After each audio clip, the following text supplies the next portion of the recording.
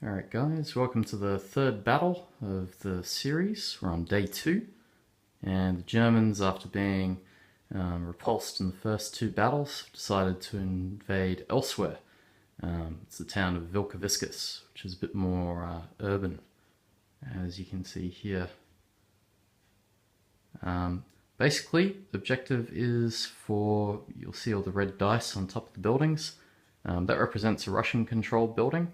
Germans have to secure 10 of the 16 dice on the map. So they can do that by being within 6 of the dice by the end of a turn. And yeah, the Russians can cap it back. So as red buildings get captured, I'll put green dice on top. So you can sort of track the progress. But this is the map. And we'll just roll to see. The Russians will be starting on the side that's closest to me at the moment, and German troops will be up the road.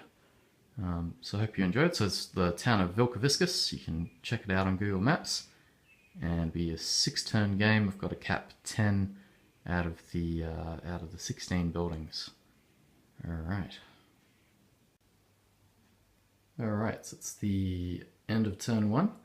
So you can see there are some green dice representing the buildings that the Germans had captured. Red buildings are the Russian buildings. So you can see the Russians have moved in on their side. They've got the a flame-throwing T-34 tank down there, NKVD there, HMG there, one squad of 12 riflemen, a squad of People's Militia, another squad of People's Militia, a sniper, another NKVD squad, an MMG, sorry, and actually an artillery observer. I think that's everything that they've got. There's 3, 4, 5 squads. Yep, they've got 5 squads on there for infantry, and this will take you through the German side. So the Germans, when they saw that the Russians had deployed the tank on the other side, moved up their Pioneers and the Panzer III to take that street. Regular infantry squad is moved up there. Have another infantry squad there with a Panzerschreck. And also a lieutenant that's backing them up as we go around. Just a regular squad and a medium howitzer. So that's the extent of the German forces. And yeah, just another look at the map. So it's a bit different from the last 2 battles that we played. I actually quite like the look of this map. It's very interesting, I think. I'll just walk around. So it's the end of turn 1, so there's 5 more turns, and the Germans have to capture 10 of the buildings. They currently have 1, 2, 3, 4, 5, 6, 7, so they need to capture another 3 to win, and hang on to them by the end of the game. Alrighty, so we'll see how we go. Cheers guys. Okay, so it's an action-packed turn. So the Russians have pushed up on the left-hand side. They've secured 2 buildings there, the T-34, which is a flame tank, and the NKVD. So they are in this third of the board, pretty convincingly. And that takes us to the center. 2 Germans were shot behind the smoking truck. The howitzer tried to fire at the squads out on the road, but missed. Those squads have since taken cover into the factory. Moved up, put 2 squads in that center building, put the Panzerschreck behind them in the other building. Forest is still Russian. The houses in the center have been taken up by the Russians, so they're taking up a bit of defensive position. NKVD have been destroyed. They were shot at by the Panzer and by the Hanomag.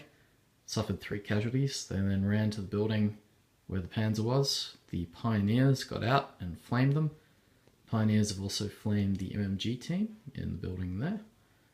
So it's looking pretty good for the Germans on this side. But they've got to worry about that flame tank, which is back around here, because that's not so easy to blow up. So we'll see what happens on that side of the map. So yeah, so that's the end of turn 2. Alright, so it's the end of turn 3.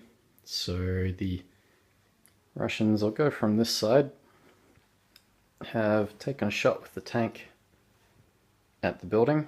They did consider using the heavy flamer on the building, but they decided because the Panzerschreck is in there, they don't really want to get too close. So they've fired a shot and stayed out of range. The Germans, also they moved up the NKVD. Fortunately for the NKVD, the Germans in the center building have moved out and taken a lot of shots down the street at them and have killed 4.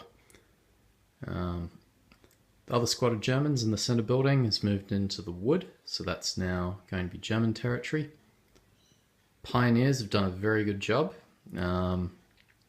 One squad has completely wiped out a unit of troops in the center building, although it's run out of fuel now, so it can't keep using that flamer. And on the far building, the one right up the back corner, the other flamer squad has flamed out the MMG team, and the officer has fled the building. He's still contesting it because he's within range, so it's still in Russian hands.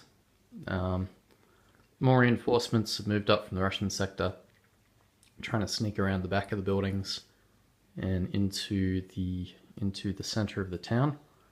I think next turn's going to be pretty decisive. So yeah.